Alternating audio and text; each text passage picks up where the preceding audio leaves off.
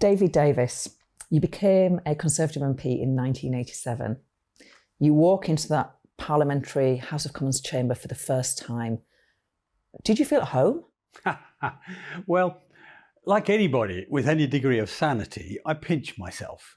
Here I am in the place where Churchill and Gladstone and Disraeli and Palmerston made the modern world. And it's almost nowhere else in the world you can say that. Not true of Congress, it's not true of the French Parliament, but it's true of the British Parliament. So at one level, yeah, but the other level, no, not really, because my entire life, here's a boy from a prefab, a council estate. I've been running companies, director of major companies. I've been a government minister. I'm sort of used to being out of my natural environment, if you like. So you have been in Parliament through some extraordinary moments in political history. Mm-hmm. What was it like to be a Conservative MP when the party decided to get rid of Margaret Thatcher? Slightly shocking. It wasn't the biggest shock, because a few months before, Nigel Lawson had resigned, and I was sitting in the smoking room. Now, you know where I mean. Love the smoking room. You can't smoke anymore. You can't smoke, but it's teeming with people, right? Everybody drinking. It varies. It's like a sort of really good club, and I thought there'd be a sort of shock and sort of funereal response.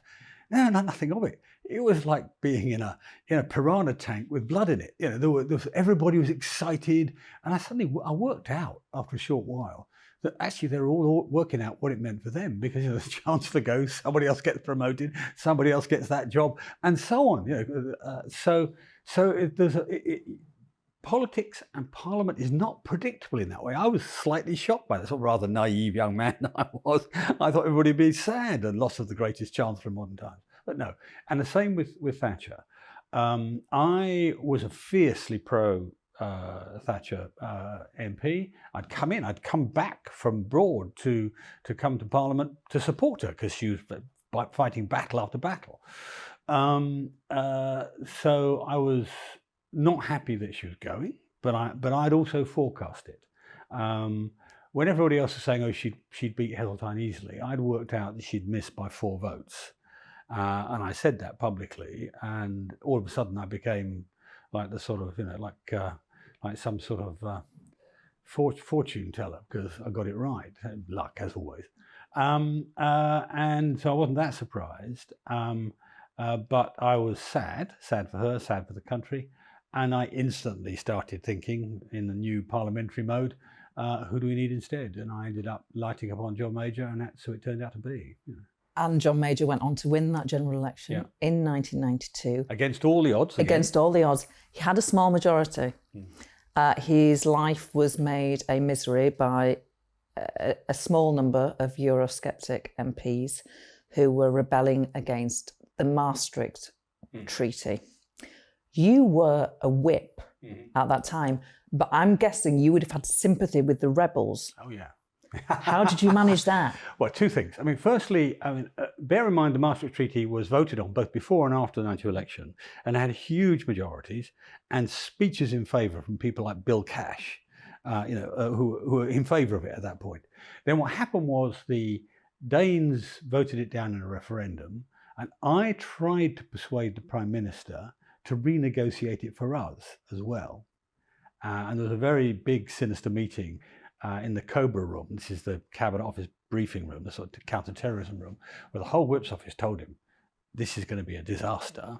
And he carried on anyway. And you're right, I didn't like the Maastricht Treaty, but I calculated that if we had lost the vote on the Maastricht Treaty, it had been a confidence vote. That meant we would have had a Labour government, John Smith in charge, and we would have signed up to the euro and the social chapter straight away. So the Eurosceptics, rather than protecting the country, would have thrown the country further into the pot. So I actually volunteered to stay on and become the Maastricht whip. I was the central whip of the battle. I was the person who everybody was sticking pins in, I think. But it was my job to keep the government in power, and that's what I did. How did it affect John Major psychologically? Can you tell when somebody is really feeling the heat? He's a lot tougher than people think. He looks quite mild-mannered. There were times when I went to see him in his flat, and he was you'd think he was almost broken, but he'd bounce back in 24 hours. That was the nature of the man. So yeah, and it basically crippled his entire time in office, really. I mean, from then on, he and of course did huge damage to the Conservative Party. I mean, we're down to 100 and odd members after that. So it was not good for the Conservative Party, and I think at the end of the day, if we hadn't signed the Maastricht Treaty, we would still be in the European Union now, ironically. How these things bounce backwards and forwards, but that's the way of it. We all know what happened in 1997. So here are the scars. You went through, the party went through a number of leaders. In 2005, you stood for the Conservative Party leadership. Yeah. You were the front runner in that race. As the race went on, your momentum ebbed away. David Cameron's from nowhere rose up. Yeah. What was that like? What happened? Happens to everybody. I mean, it happens to every front runner. It's a dynamic of the process that the person who's in front, everybody else wants to pull down. Let's say you've got 7 runners or whatever it is in a contest, or 5. Everybody other than the leader wants to pull the leader down. That's what happens. And also there's another thing as well, and that's bluntly just boredom by the media. They get fed up. If you're in a lead for 6 months, as I was, then they start to look for something more interesting. They've heard your story over and over and over and over again. And the truth of the matter is, I sort of knew that. I often wonder what if I could read my own subconscious, because we could have forced the election in July of that year, immediately after losing the general election. A lot of my colleagues wanted to, and I said, no, let's not be indecorous about it. That was the words I used. Stupid me. And so he didn't win. But it's so what, really, at the end of the day. Really, so what? Doesn't it hurt? Doesn't it wound? Not remotely. No, and in fact, it wasn't the last time. I mean, bear in mind, I also stepped away from the fight against Michael Howard. I basically, is the only person who's ever had a coronation, if you like. I caused it by saying, I'm not going to run in such a way it made it difficult for anybody else to run. I said, in the interest of party unity and the nation and so on. And so I stepped away from then. But even more clearly, when Theresa May had lost her general election, everybody in the party wanted me to step in and take over. And I said, no, I have my loyalty to my boss, and that's it, and I'm not going to do it. So no, I am quirky like that. I don't live to be leader of the Conservative Party. The things that drive me in this business, you watch me at work. They're big issues, whether it's torture or privacy or not locking people up for 90 days or the rule of law or whatever, or even the economy. I mean, today, I'm fighting over taxes and supporting family budgets. Those are what drive me, not the job.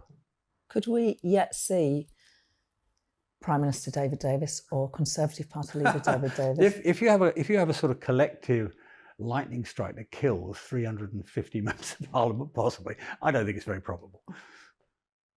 Is there a little bit of ambition still there? No. I mean, the difficulty is, most of my colleagues, for very good reasons. I mean, Tom Tugendhat said it very well. I want to be Prime Minister because I want to do a good job. I want to do the best job I can. I don't see it that way. Look, I mean, even being a minister, I'm always ambivalent about the powers of being a minister with the powers of being a backbencher. Because as a backbencher, I can drive this. I mean, I've removed a couple of Home Secretaries from office for various reasons. I was the first person to defeat Tony Blair in the House of Commons over 90 days. I stopped all the stuff on torture. I took the government to court and defeated them there. There are huge, if you've got the imagination and the energy, there are 1,000,001 things you can do. Whereas if you're, let's say, Brexit Secretary, you can do Brexit and you can do nothing else. You can't reach over and just alter that policy or that policy. So no, I'm not really driven by that. It doesn't quite work like that for me. I make the decision sometimes on the spur of the moment, literally on the spur of the moment. But I make the decision based on a different set of criteria. Look, my career path before I came into politics was supposedly towards becoming chief executive and chairman of Tate & Lyle. I would have been 1,000 times richer than I am now. My kids would have had a much easier life. My wife would have had a very much easier life. But you know, that wasn't what drove me then. And this is you know, what drives me now is what's right in front of you sometimes, and the big issues of the day. And they excite me. And you're right. You know, my career has spanned a period of enormous turbulence in British life, and I've enjoyed every minute of it. So Theresa May, you mentioned Theresa May. You said you weren't going to cause trouble for your boss after. No, we're going to depose her. well, arguably you led to the start. I probably of that, did eventually. Yeah. When you resigned in 2018. Yeah. Well, you see the good case in point. Does it hurt when you're about to inflict a wound on your... Yeah. It does. Oh, it does. Did you tell her privately? No. I never tell anybody. I mean, this is the point. It's what my colleagues and my friends said. You didn't say. I said, no, of course not. If I told you, you'd try to persuade me otherwise, or you'd tell somebody else, or whatever. So no, secrecy is a very important part of effectiveness in politics. And most of my colleagues gossip like fishwives, and you know can't keep it to themselves. But Theresa's an interesting case in point. In about December 2017, I think it was, she conceded something on Ireland, full alignment between North and South. We won't go into the technicalities, but what she conceded, in my view, would cripple. Wasn't the first thing she did to undermine our negotiations, but this one would cripple our negotiations. It would mean we have to keep Northern Ireland and Southern Ireland on a par, which meant we then couldn't do all the things we wanted to do elsewhere. You know, it handicapped everything. And I very nearly resigned on the spot there and then. I thought, no, I'm going to try to, I owe the duty of loyalty, and I owe the country the duty of loyalty to try at all costs to make it work. And the 6 months between that point and when I actually did resign was the hardest struggle of my life. You know, trying to pull the policy back, you know. So much so, I mean, I won the first 2 rounds of arguments in January and February. And so much so, then she and Number 10 started doing a completely separate policy from me, you know, which when I discovered it, that was it. I thought I could do no more, and I resigned. But when I resigned, I'm afraid I knew that it would be the end of her prime ministership. In fact, it took longer than I thought. It took 2 years. But it was obvious. The moment I went, she was going to fall. And that was a necessary part, because we would not have delivered Brexit if I had stayed. I mean, Boris said to me, I mean, after he became your great friend. Yeah, you know, we are friends, but we haven't had little differences. but Boris said to me, I mean, he was appointing a new cabinet, and he said to me, he said, what do you want? And I said, just him and me. I said, what do you mean, what do I want? He said, what do you want? He said, if you hadn't resigned, I wouldn't have resigned. If we hadn't resigned, we'd still be sitting here doing withdrawal agreement number 17 and a half. I said, yeah, that's right. So, you know, so he knew full well, everybody knows full well that, you know, it was that resignation that drove the outcome. So earlier this year, since we're on to Boris Johnson, it was one of those breathtaking moments in Prime Minister's Question Time when you said to the Prime Minister, in the name of God, go. Was that a mistake? No, not at all.